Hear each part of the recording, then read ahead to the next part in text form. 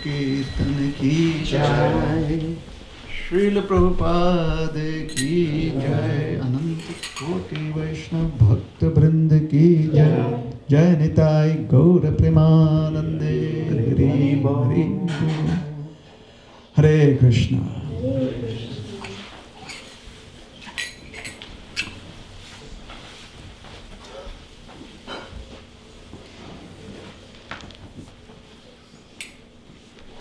Is it alright if we can put the speaker on a higher platform somewhere, maybe on the stage? It should make a difference. Hare Krishna. Is it helpful? It is helpful. Yes. Thank you very much for coming in on a weekday. It's not easy to come for programs on a weekday, so thank you so much for coming. Om Agyanatimirandhasya Jnananjanashalakaya Chakshuram Meditam Yena Tasmai Shri Gurave Namaha. Shri Chaitanya Manobhishtam Sthapitam Yena Bhutale Swayam Rupa Kadamahyam Tadati Swapadantikam. Namo Vishnu Padaya Krishna Presthaya Bhutale Srimate Bhakti Vedanta Swami Niti Namini. Namaste Saraswati Deve Gauravani Pracharine Nirvishesha Shanyavadi Paschatya Deshatarini Vancha Kalpatarubhyascha Kripa Sindhubhyaiva cha Patitanam Pavanebhyo Vaishnavebhyo Namo Namaha. Jai Shri Krishna Chaitanya Prabhu Nityananda Shri Advaita Gadadhar Shrivashadi Gaura Bhakta Vrinda. Hare Krishna Krishna Krishna Hare Hare Hare Rama Rama Rama Hare Hare.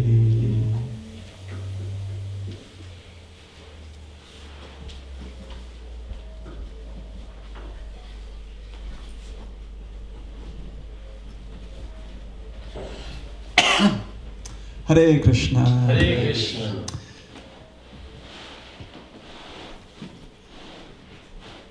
So, I just wanted to know if everyone here can understand English. Yes? Yes. Thank you so very much.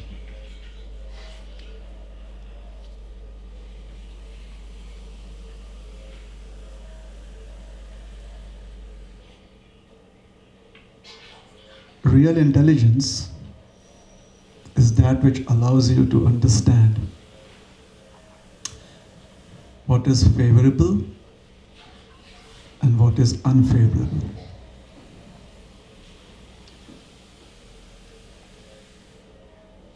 Intelligence helps us to discriminate between that which is helpful and that which is not helpful. What do we do with such discrimination? We accept that which is favorable and we reject that which is unfavorable. In fact, this simple activity, it forms the basis, it is an important limb of the process of surrender. When we hear the word surrender, generally there is the tendency to not accept oneself to be in the situation where one surrenders. Because one feels that if one surrenders, then one is a loser. If one surrenders, one will be exploited.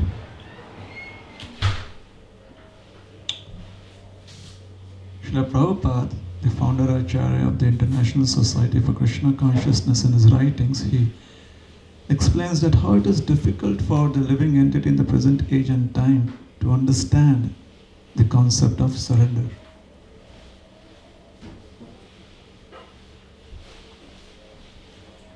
The idea of surrender, according to the writings of the most benevolent personalities, the most compassionate and kind personalities, is that it gives us the facility.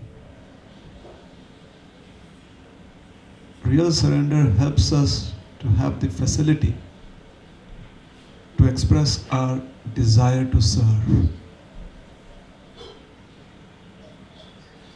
Unless and until we have that facility, we are able to surrender ourselves, one will not be able to render service.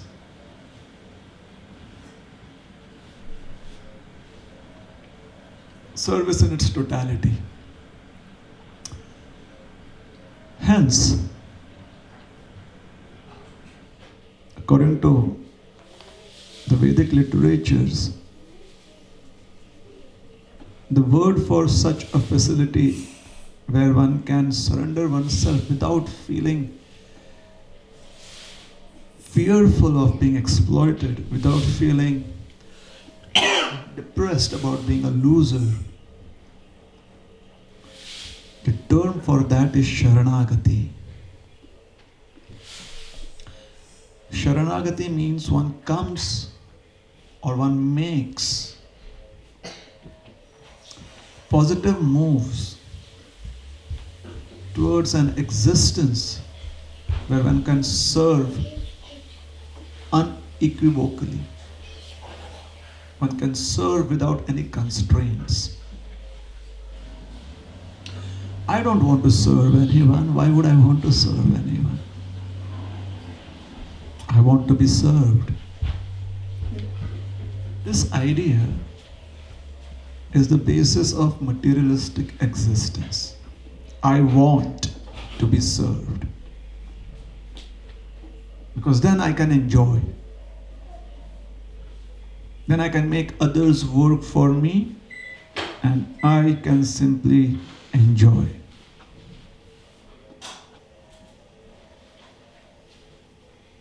This conception, this material conception, is arising out of the desire to be the Lord of the universe, to be the controller of the universe. It's ingrained. There is some genetic module ingrained within every single entity in this material world, which by default makes everyone want to have that position. Everyone aspires to have that position. Yes? Like a simple example, here we are in this room.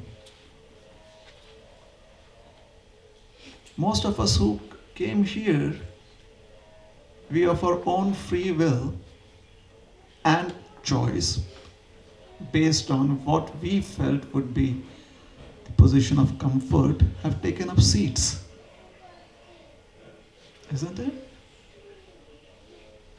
Because from that position, one can express one's need to be able to enjoy what will be offered in the next couple of hours. So we'll take up seats, positions like that. Generally, when I make a presentation and if the entire room is full, I always say that most of the premium seats have been occupied. It basically means where somebody has a backrest. Those are the premium seats. Everyone wants to have that. It's not easy to sit without a backrest for a long time. Not in Kali Yuga, it's so difficult. Not in the present times. So there we are looking for our own comfort because there is the element of wanting to be comfortable and enjoy that comfort. So this is ingrained within our genetic framework. It is the material conception of I want to be the Lord and Master of all that I survey. Unfortunately, I may survey a lot, but none of that works according to my desire. I see so many things around me, but practically every single object has its own mind and way of functioning. I wish that tomorrow this apple tree gives me a ripe apple, but the tree decides when it wants to give a ripe apple. And all I have to do is surrender to the tree. Dear tree, let me have a ripe apple as early as possible. But as soon as the apple is there, everyone is fighting for it. I want it, I want it.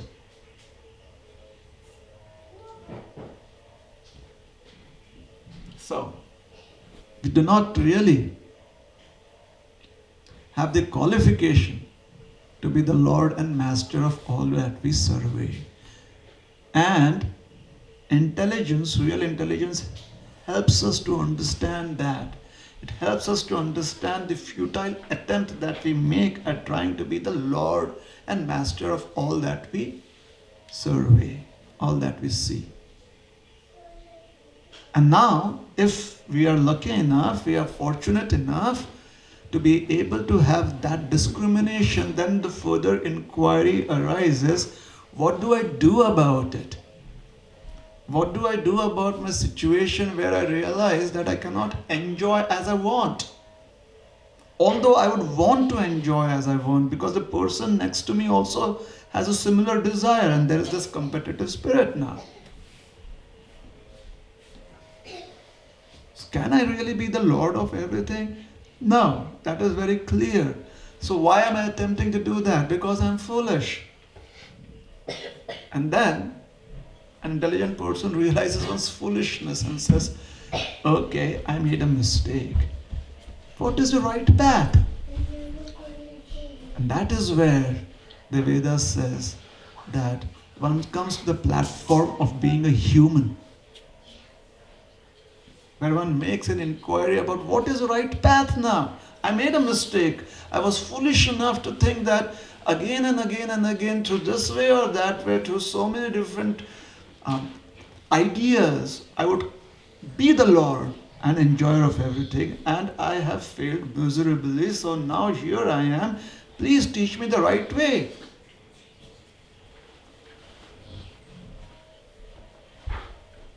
Now we come to the platform of being humans, because animals can never make an inquiry like that. An animal can never inquire, I am suffering because I'm not able to enjoy the way I want.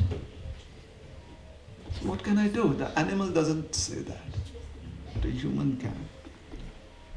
So the human being is given that facility, and as humans,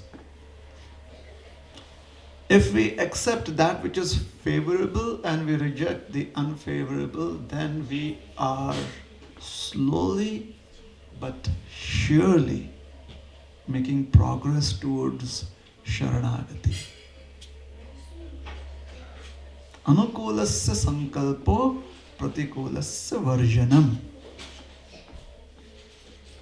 Accepting that which is favorable and rejecting that which is unfavorable are the two first and most important limbs of the process of Sharanagati. And what is Sharanagati? By Sharanagati, by this process of surrender, one receives the one has the assurance of God, I shall protect you. Because you have sought shelter, it is my responsibility now to protect you, to provide for you, and to keep you happy. Sarva dharman parityajya mamekam sharanam vracha aham tang sarva papebhyo mokshashyami ma sucha. Abandon all varieties of religion and simply surrender, and to me I shall protect you from all sinful reactions. Do not fear, says Krishna in the Bhagavad Gita. I do fear. And the reason I am fearful is because there is this component of my existence called the mind.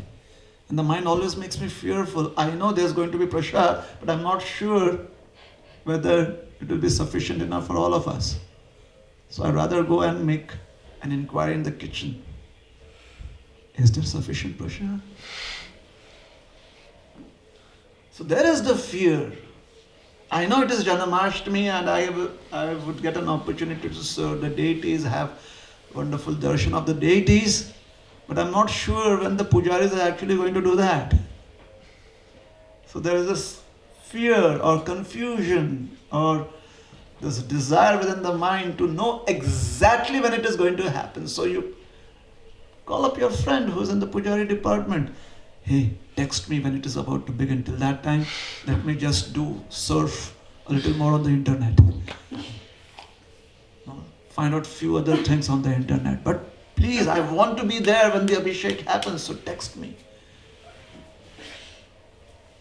So it's not easy, although that is the best way. So what to do with this mind? How do we deal with the mind? That takes an entire lifetime for many of us, dealing with our minds. We know, if you are able to properly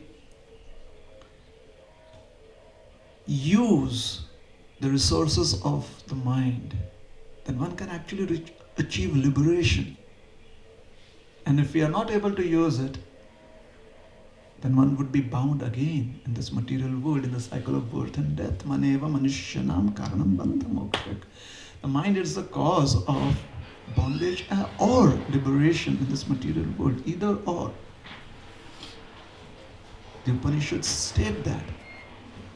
So how do we use the mind such that we achieve liberation, such that we are able to use the opportunity which the intelligence has afforded us right now? It has made us realize our foolishness, and it has made us realize that here is the human form of life. If we don't use it for its rightful purpose, we are going to be relegated back to the 80 lakhs.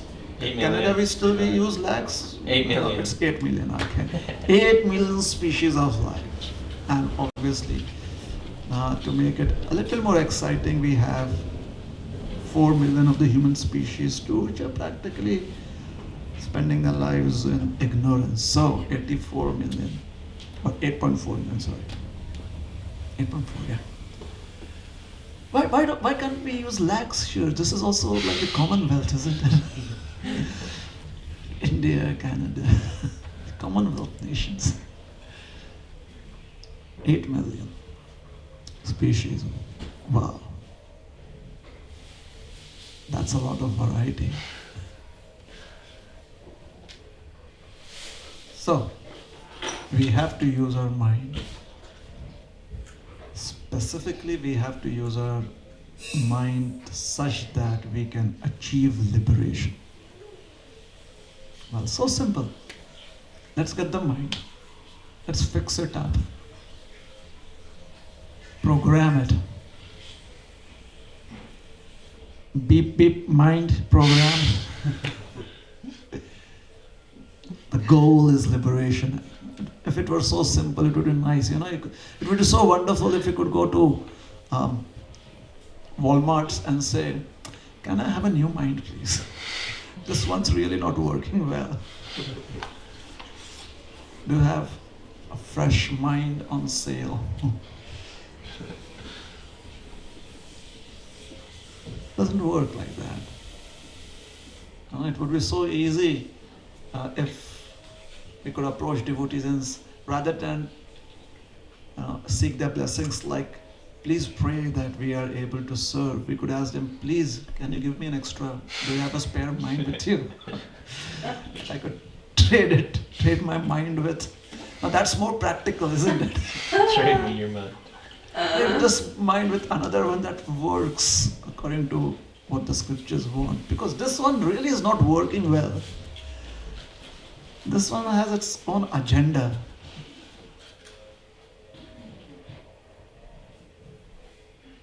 There's no shortcut to training. We have to train this mind because we are going to live with it for an entire lifetime. So there has to be training. Uddhared atmanatmanam na atmanam avasadet. Krishna says in the Bhagavad Gita, try to elevate your consciousness with the help of your mind. Don't let the mind degrade your consciousness. Atmevahi atmano bandhu atmeviripur atmano. For the mind can become your very friend or it could be your worst enemy. You know how bad the mind could really be when it becomes your enemy? You lose sleep. You lose appetite. You lose any enthusiasm you may have in life. That's how terrible the mind makes our existence and becomes our enemy. We'd rather not make it our enemy. We'd rather make it our friend. Because when it becomes our friend, we exactly know where the Mahaprasadam is. We exactly know that. We know the right people, we have the right connections because now the mind is our friend. Or rather, we know Krishna is in his most merciful form.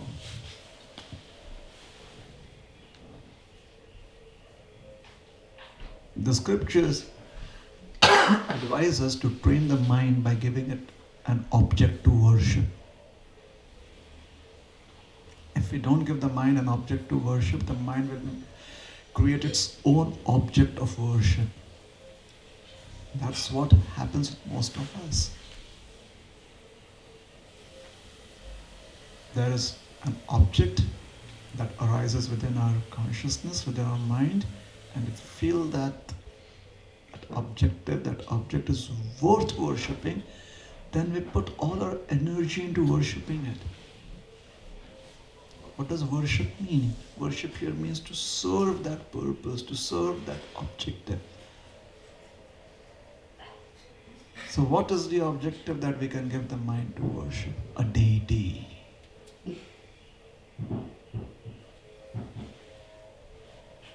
Well, according to the 11th canto of the Srimad Bhagavatam, one of the ways a deity manifests is on the mental platform, in the mind.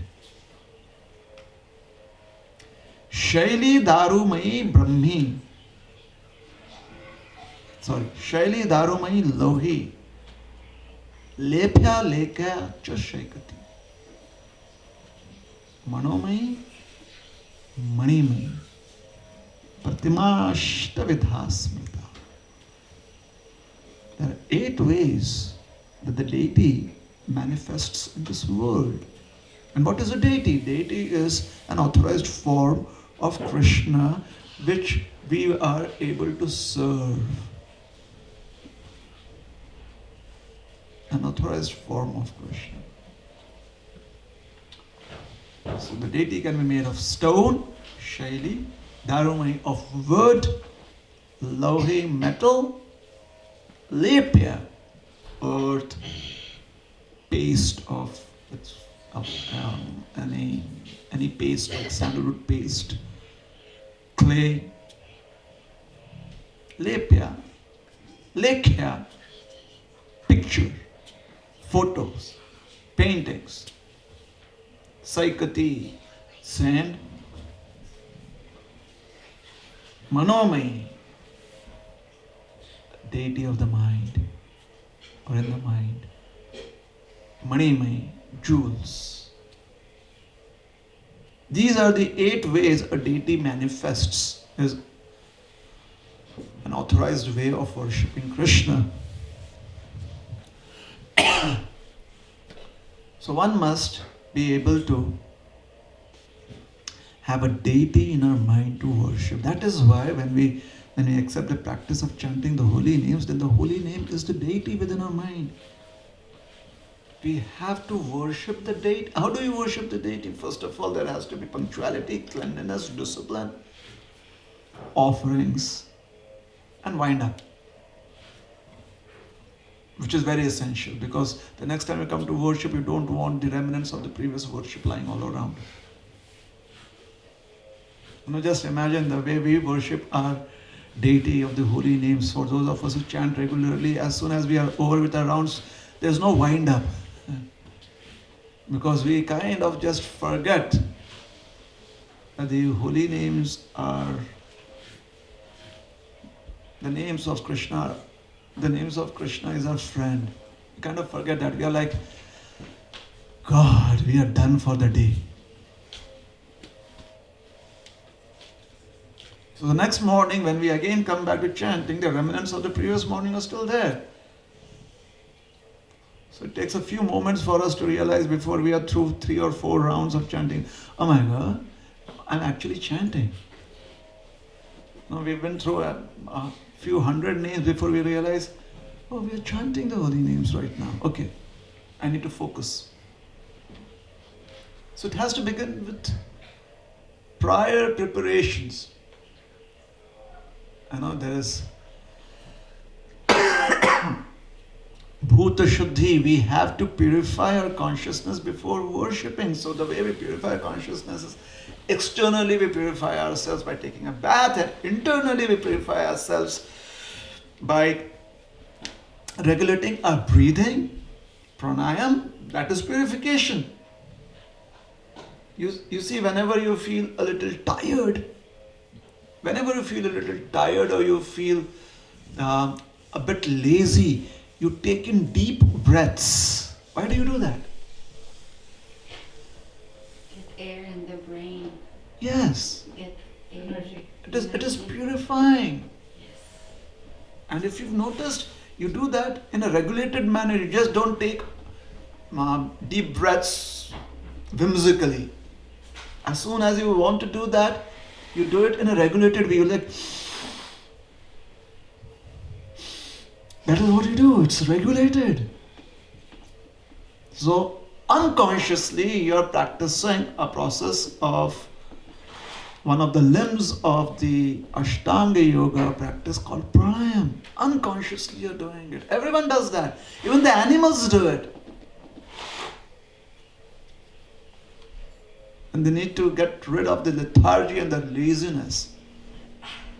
So you have to cleanse yourself externally and internally.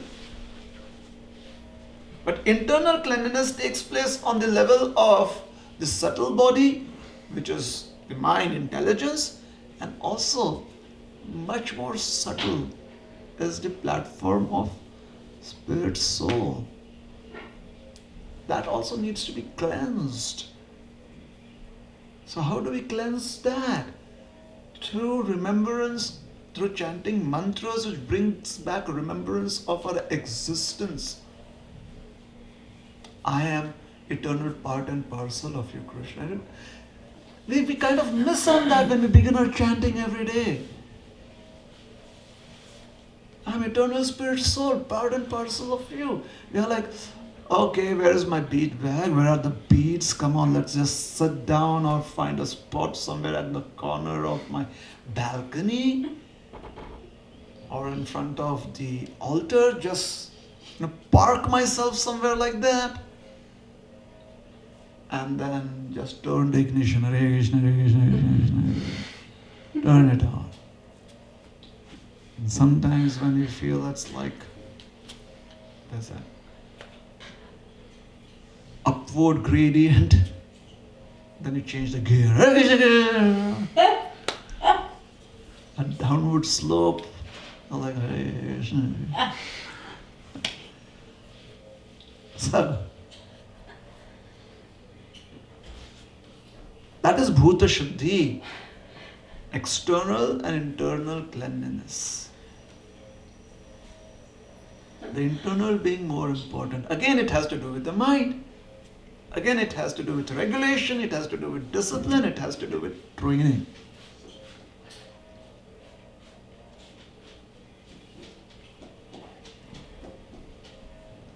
Are we aware of the term Ekadashi here? Everyone is aware of the term Ekadashi? Is there anyone who doesn't know what is Ekadashi? Okay, everyone knows what is Ekadashi. You know, the best part of Ekadashi that everyone is really focused on is when is the fast breaking time.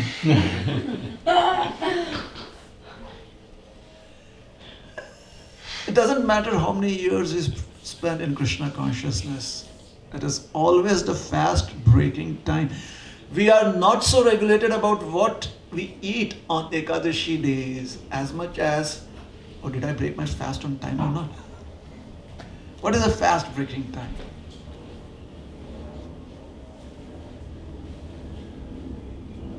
So what do we do? This is how we are training our mind. Such a mind is never going to be helpful. It is never ever going to lead us anywhere close to even the idea of liberation. Forget liberation. A conception of liberation. That mind is not going to be helpful. It is going to bring us again and again into another human body in the Hare Krishna movement where we just do Ekadashis, meditating on the fast breaking time.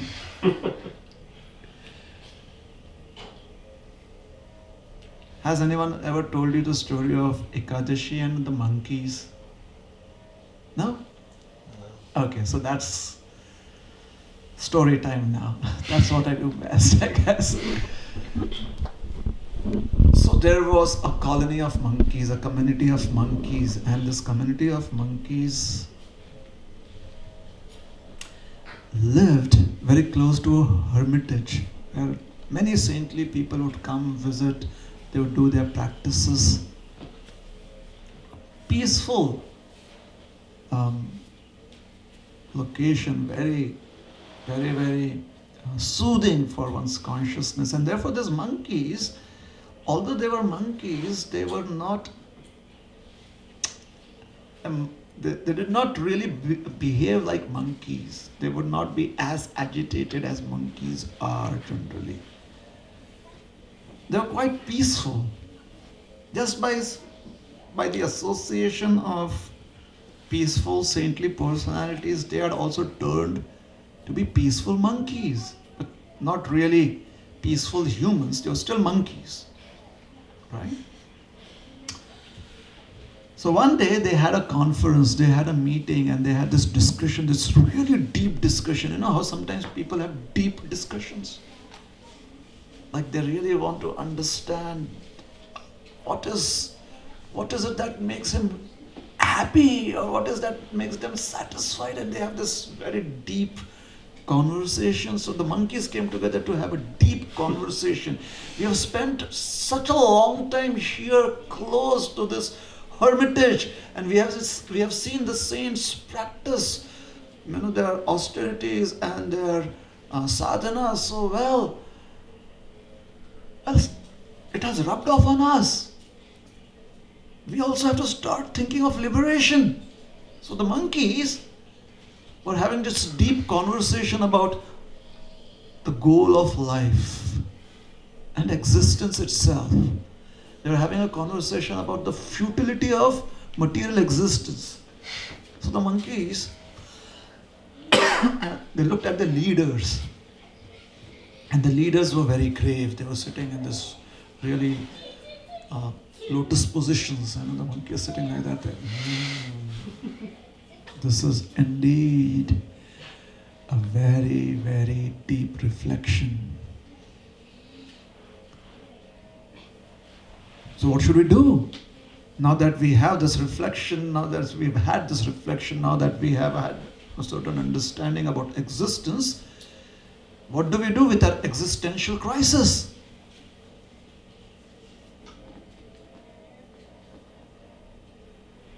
So the king, he came up with an idea. He said, I have seen these humans, I have seen these saints on Ekadashi days. They simply they simply sit and meditate. The other days of the month, they eat, they go about doing other activities, but on the day of Ekadashi, I'm sorry, they do not eat, they do not sleep.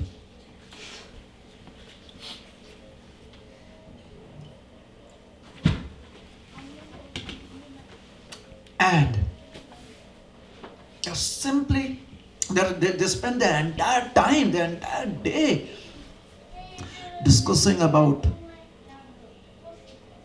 some topics which they call Krishna. A certain topic which they call Krishna.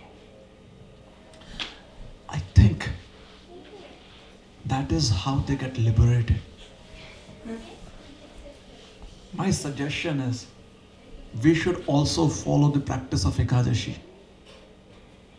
We should not eat, we should not sleep, and let us come together and simply think about Krishna. All the monkeys, since they are already sobered down a lot, they felt it was a great idea. So they all looked at their monkey Vaishnava calendar and they found out which is the day of Ekadashi.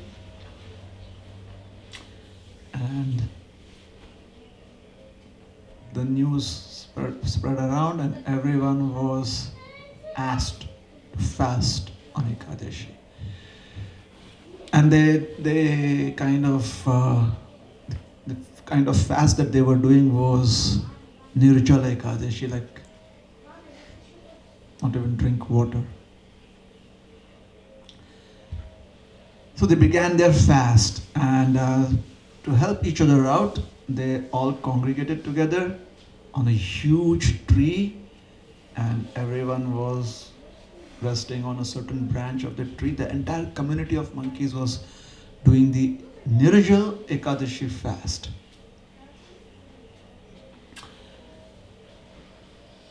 A few moments into the fast, one of the leaders became a little concerned.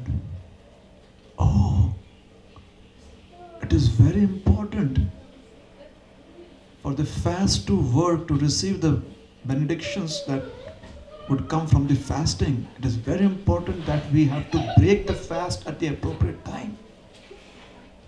Parana. Fast breaking time is very important. Oh, we did not think about that.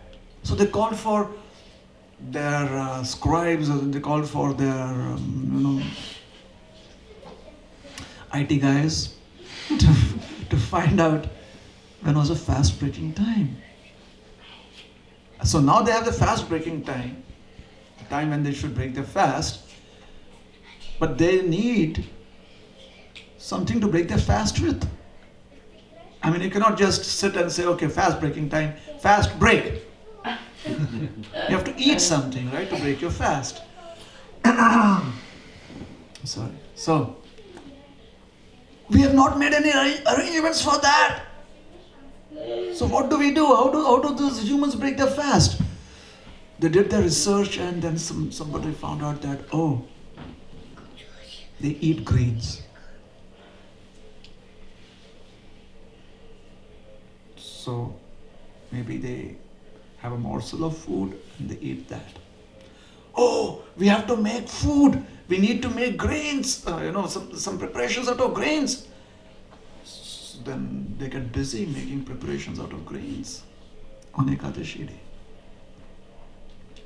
And so it's done, and now they feel a little peaceful. Okay, so it's done, it's prepared, there it is. Now let us go back to our branch on this tree and let us just sit down and meditate on Krishna and fast. A couple of hours into the fast, one of the monkeys whispered to his friend, have you ever fasted before? I said, no, monkeys never fast. This is new for us. We are not eating anything. So if you don't eat, we won't get any energy, no nutrition. What if we lose all of our strength? And if we lose our strength, we may not be able to go up to the place where those grains are. And then we will not be able to break our fast at the right time. So what is the use of doing the fast? Now this whisper became a roar. Everyone started discussing this. This is so true. I mean, what if we are so weak that we are not able to get down from this tree and go to the kitchen and get the grains, go to the prasadam hall and get our grains? So what should we do? Let us go to the prasadam hall and do our fasting. Because even if we are not strong enough, if we do not have the strength, we can fall over the grains and we'll eat it. That was a brilliant idea. So they gave up their branches on the tree and they went to the prasadam hall and they all sat around the food. And they took up their choice positions around the food. Even if we are so weak that we do not have the strength to crawl, all we have to do is just fall on the food. That's it. So they took up their choice positions like that. And then they went back to their meditation. Krishna. And the thing about food preparations is that there's always an aroma to them. There's a fragrance and aroma. So they could feel that aroma. They're like, oh my God, that smells so good. And what do? You cannot plug up your noses, right? They were there, the food right there. And then one of them says, after a couple of hours, this is the morning hours, right? There's still the afternoon and the evening and the night to go through. So after a couple of hours, one of the monkeys, a couple of them, after a discussion, they are like, since the food is always already here, and some of us are a little towards the back, if we fall, we are going to fall on the other monkey and not on the food. So since it's already there, why don't we just pick it up and keep it with us? We can already distribute all of that to every single monkey here. So they did that. And it turned out to be a great idea. So everyone got their ration, their portion of food. Everyone got that. And so now they have it right here. And they are meditating on it. They're meditating on Krishna. A few moments with the food right there, a few moments into their meditation after that, what if I do not even have the strength to pick up the food when I fall over it? Because you need to pick it up with your mouth. What if, if I'm fasting the entire day and I'm not able to pick it up? The fast would be useless. We are all doing this to make the fast a success. Because breaking the fast at the right time is important. So what do? Well, why don't we just put the food right now into our mouth and don't eat it? We should not be eating it. That's a brilliant idea. Everyone agrees on it. So now the food is in their mouth. We should not eat it. We should not let it go down our throat. And it is still Ekadashi, considered to be Ekadashi, fasting.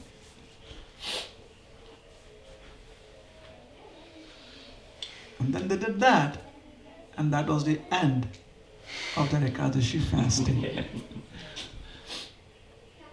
This is the mind. The mind tricks us in trying to make things more comfortable and accessible. Isn't it? Let me have an app on my phone so that when I chant along with that app, it would be easier. And then we need a new smartphone because the app is not really working well. On this instrument, so a new phone. And then it is so very important to let everyone know that this app is brilliant. So we start marketing that app to everyone. And everyone is like, oh wow, this app is great. How many did you do? Oh, yesterday I did 10,121. Someone says I did 9,000. It's like the walking apps and things like that. So you kind of break records because you create new records like, oh, this app is great. It's really helping with my chanting. 2 months down the line, what's happened? Well, somehow it was really boring. Or something happened and I stopped using the app. Why? The mind. So now the mind has to come up with something new. So what is a new thing? Let me change my residence. Let me go and live closer to the temple. Why? Because then within 5 minutes I'll be at the temple every day at Mangal Arati. And the thing happens is that after the first month, we are always 1 minute late for Mangal Arati. Why? Because there's always something to be done at the last moment. Oh, let me just do this also and I'll be right on time for Mangal Arati. The mind tricks us. So we have to be very careful with our mind that it does not trick us. And how do we do that?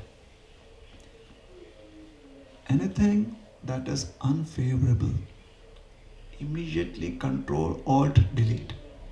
Don't even let it go to the recycle bin. Let it just be erased off our hard drive. Yes. And whatever is favorable, we accept in a Krishna consciousness. An entire lifetime of practice. So, there is, in this training process, there are two aspects of how the mind gets trained. It is called as Nitya and Naimittika.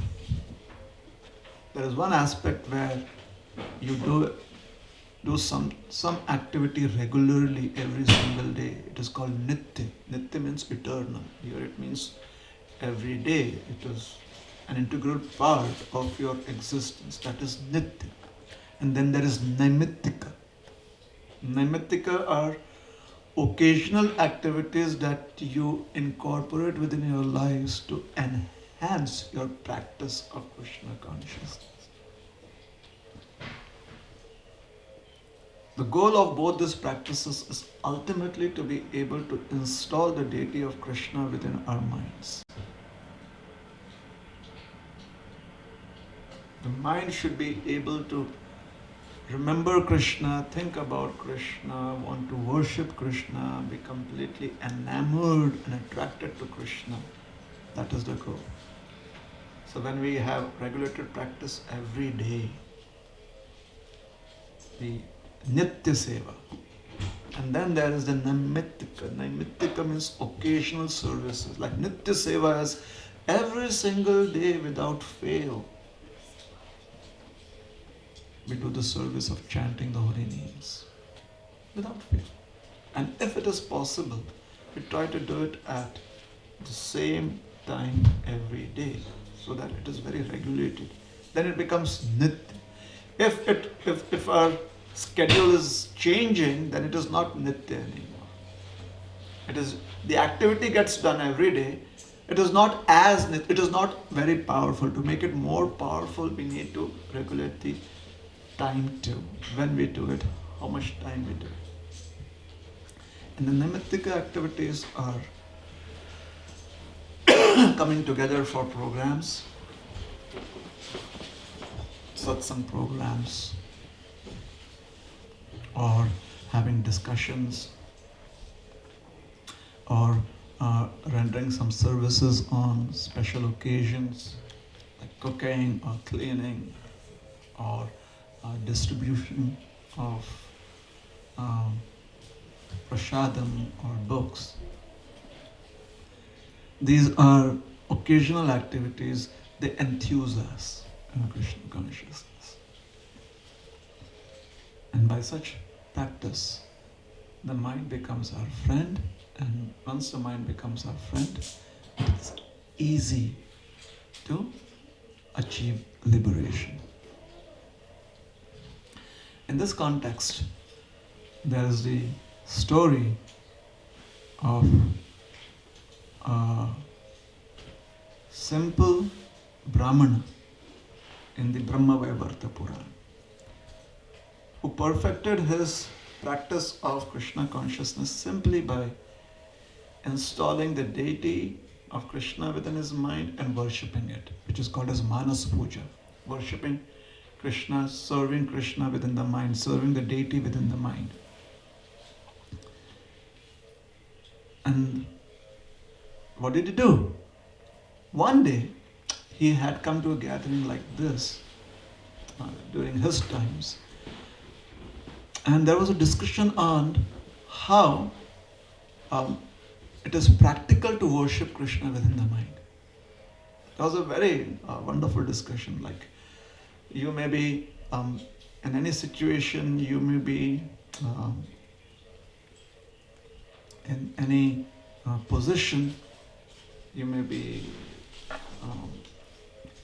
waiting for the train to come or to catch a flight, or you may be sitting waiting for your exam to begin, or you may be on the bus.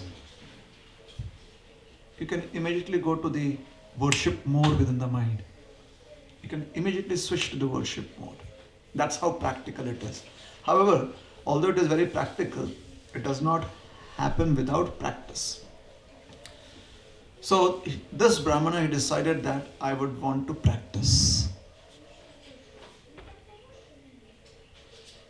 And his practice over the years was so powerful that one day he cooked sweet rice for the Lord. And he wasn't really sure if the sweet rice was cool enough to be offered to the Lord. So with his fingers, he kind of tested the temperature of the sweet rice, and it was really very hot. And it burned his fingers, his hand was burned. And as he comes out of his meditation, and when he comes out of his meditation, his hand is actually burned.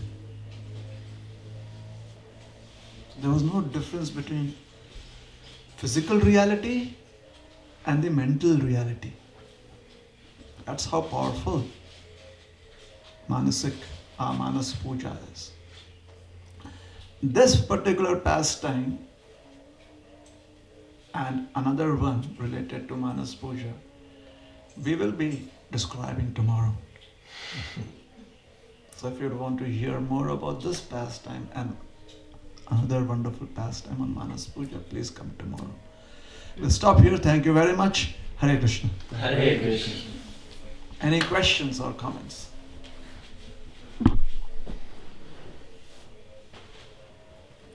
None? No one has any questions? You have one? Yes? Just trying to word it. Let me think. Sure.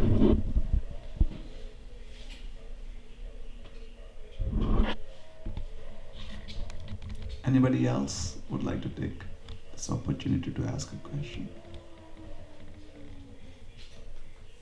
Or maybe give a comment? I notice, like, for myself right now, I'm going through like a very low period, right? Like, I don't even want to offer food. It's just like I do my chanting, and that's all I want to, like, I do chanting, but I can't even offer food. It's like, oh, I'll just make something like non-offerable, and I don't know. It's like I'm stuck in a rut, and I don't know what to do. It's like I try. Yeah, it seems to be a difficult position right now. Isn't it? Yeah. Well, I'm not sure if what I'm going to say would be helpful, but this at least gives another perspective. Okay. There was a king Okay. This king was really having a bad time. He was losing every single uh, challenge that his adversaries were sending him. Every single one of them he was really feeling quite low. So finally he called for his wise ministers, the wise men of his kingdom, and he said, I need some motivation, please. But don't give me, big words. If you can give some concise advice to me, please, that would help me become motivated. Now, no one wanted to take any risks because the king was really not feeling good. He was not in a good mood. And if he did not like what advice they gave, then it could backfire on them. So since no one was volunteering to offer any advice, the king became angry. And he said, if you do not give me some advice by tomorrow, then all of you are going to be dead. All the wise men. So the wise men, they consulted amongst themselves and they came back to the king and they said, it's not necessary that all of us have to offer you advice. Just one good advice is enough. So this one, you choose one of us, one amongst us, and that person will offer you an advice. So the king said, you. And there was that one person chosen.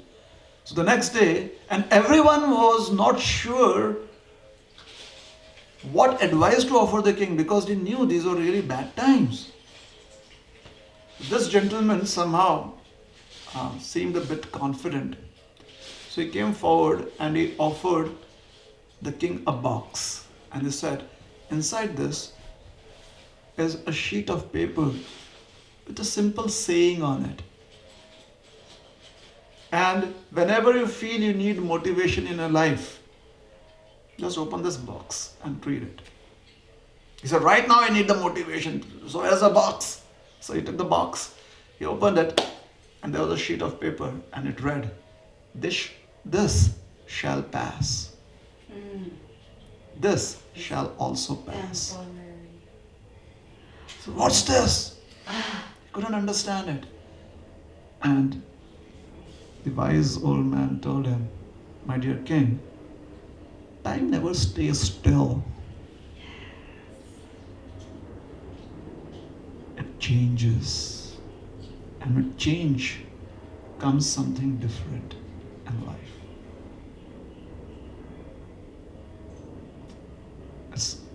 It's different from what you are undergoing, so it's better in one sense. Something different. So this shall also pass. Right. So that's another perspective. Thank you. You're welcome. Hare Krishna. Yes. You were saying how there's the nitya, the everyday kind of service that we do, Yes. and then there's the Namitika, namitika, the occasional ones. the occasional. So you said both these are gradually to lead you to install the deity of Krishna within the mind. But of the two, which is better? Which is better? I'm assuming, but maybe you could elaborate on that more. Both form an important aspect of our lives. The nitya is what keeps us regulated every single day, and the namitika provides us inspiration, something with a change. Like the nitya sevas, every day we worship the deity. The namitika seva is on Janmashtami we have special worship for the deity. That becomes namitika. Yes? Nitya seva is every day we offer preparations to the deity, food to the deity, and we get that as prasad. The namitika is on special occasions we offer special preparations, and then we have special prasad on those days. So the namitika seva helps us to find inspiration. The nitya seva keeps us regulated. It seems like we can, I guess, get a lot of those naimittika, or as far as programs every day. If you had an everyday Everyday association, and it would festivals? transform into. Yes. The difference between Nitya Seva and Naimittika Seva is Naimittika Seva needs a lot of organization. Nitya Seva does not need that. So the infrastructure and the resources needed are quite minimal. It is individual based, whereas Naimittika Sevas generally are community based. Is it okay? Yeah. All right. Yes. Well, thank you for the lecture. You're welcome. First of all. So you referred to Ekadashi. So I would like to know, let's say if someone could not fast Mm-hmm. or follow Ekadashi principles for various reasons, Mm-hmm. health or whatever, Mm-hmm. is there any other way someone could cultivate the virtue out of Ekadashi without having to fast, but in other ways that would still be beneficial for that individual? Sure, yes. Okay. So, if someone is in a situation where they are not able to fast on Ekadashi, is it possible that they can receive the benefits that one gets from fasting on Ekadashi through some other means? What is important is the motive why we are fasting on Ekadashi. So if we are fasting for the fruits, the results, so that motive helps us transcend the present material plane and go to a higher material plane, a plane where there is not so much of misery involved. Because why is anyone interested in the results? Results help you find a better situation in life. Yes? So if it is result-based motivation, if that is predominantly there within our consciousness, then it is not going to lead us to liberation very soon. It will take some time. There will be gradual progression. However, if the motivation is that this particular day officially allows me to spend more time to remember Krishna, because everyone else is also doing that. They're also not eating much. They're also fasting. So if I do fasting just on my own and no one else is doing it, you feel a loner, isn't it? You feel like you stand out. You're the only one. So when everyone follows Ekadashi and we are able to do it, then we don't feel singled out. We don't feel that we are different from any others. So we use that facility, and the motivation is, this helps me spend more time remembering Krishna through chanting or through serving, because now I don't have to really spend as much time eating and as much time trying to digest what I've eaten. So that I save that time. And why do I want to save that time? Because I can remember Krishna more. Now, if that motivation is there, then that would lead us to liberation much more sooner. Alright? So the motivation is to remember Krishna. We just use the occasion of Ekadashi to be able to do that. Since the entire community is also doing it, it feels like we fit in, we gel in. So it's helpful. However, if someone, due to various reasons, there could be so many reasons, is not able to fast, no problem. Remember Krishna. That is more important. So if we eat and we remember Krishna, perfectly all right.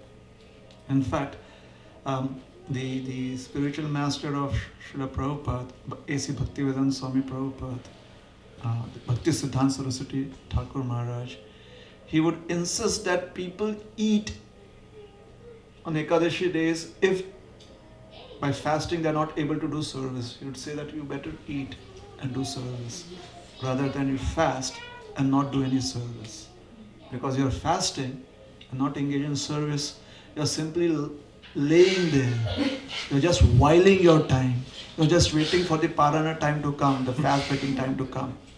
But rather than that, you eat. And don't wait for the fast breaking time. You just eat and do service. Because when you do service, you will reach to the platform of liberation much quicker. On the other hand, if you are just looking for elevation to higher planets, then whatever reasons there may be, you need to fast. Because you seek liberation, you are after the result, the goal. So if the motivation is to remember Krishna, it doesn't matter whether we are fasting or not. But if I understand, we could do something else that would, like an event instead of Ekadasi, but it could be something else that would still bring us closer to Krishna. Something that is meaningful. Sure, it's possible as long as that process is, hopefully it's not, the event that we're planning is not a speculation. Because then it is time bound, it will die very soon. Ekadashi has been an established practice for a long time, it will remain. However, any other event that we may kind of institute or bring in to help us achieve the same result that we get by following Ekadashi, if that event is born out of a fertile imagination, and after some time the mind is going to trick us again and say, hey, now we need something else. And therefore the mind is in this flux always.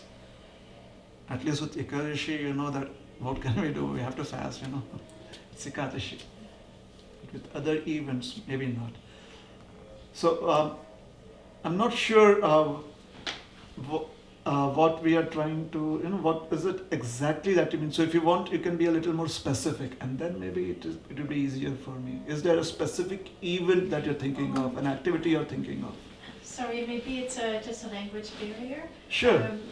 But would you want to? What I meant spontaneously by event, I think would it be possible, let's say, to do more rounds or just do more a special offering, let's say, or. Sure. Well, yes, definitely. Yeah. So that's what I meant by event. I meant at the time by event, but just doing something special for Krishna. Yes. Buying flowers. Buying flowers for Krishna, or having a special, Shringar for Krishna, especially on that day. Yes, you could do that. In fact, that is what Ekadashi is all about. You do more service. Unfortunately, maybe because I spoke about the monkey story, then it seems that Ekadashi has to be Nirjala fasting. No, it's not. It doesn't mean that we fast from food and water on Ekadashi. It doesn't have to be like that. That's not how Ekadashi needs to be performed. One could always eat fruits, or one could eat recommended food that is there on Ekadashi. In fact, one can have Karanga potatoes. Karanga potatoes 8 times a day. We could eat more on Ekadashi, in fact, if we want. Yes. But yeah, engage in service. That's perfectly already, yes. Yes. Kind of also, you read it, going off of her topic, is there anything that, I'm not going to say transcends Ekadashi, but the performance of just bhakti or devotional service, and maybe that will be on a different level than Ekadashi? Maybe that'll help with that question. No. Ekadashi is a day which is specially dedicated to Lord Hari. That is what Ekadashi is. Originally, there was because of the way the moon moves through the various constellations. There are just 14 14 days and a few hours. So then, not originally, but there's this conceptual understanding of the day of Ekadashi. So those few hours, they needed some engagement too. They needed to have an identity. So for them to have an identity, there was a calendar, a concept of a calendar where there would be 15 days. And then there would be an extra month added according to the Vedic calendar, or there would be, according to the solar, the Western calendar, there would be the leap, there would be the month of February basically. So when they came up with that concept, so every single day, according to the movement of the moon through the constellations, had a deity for it. There was a deity, there was a person in charge. But this new day that came up, there was no in charge. So since there was no person for that day was considered to be a sinful day, because no one is taking responsibility for that day.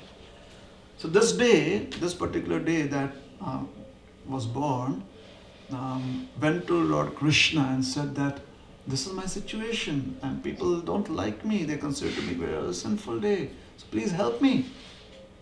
And not only did they consider that to be a sinful day, they also kind of came up with this understanding that all the sinful activities would reside in the greens on that day, something like that. There's various references, Puranas. So now this day was feeling really, really depressed. So she comes up to Krishna and says, what do I do? And Krishna says, don't worry. I will become the Lord of you. I will be the Lord of that particular day. So that was the day of Ekadashi. So if we do Ekadashi, it is the most powerful activity, because that is Krishna's day. That is the day of Lord Hari. However, the practice of Ekadashi in terms of fasting and other things, that may be a little difficult. Hence, simply chant Hare Krishna and respect the 11th day of the waxing and waning moon. Is it all right? So that is the reason for Ekadashi being there. That's how it is. Helpful? Okay. We'll stop here. Thank you very much. Hare Krishna. Shri Prabhupada ki jai. Gaura Bhakta Vrinda ki jai. Hare Krishna.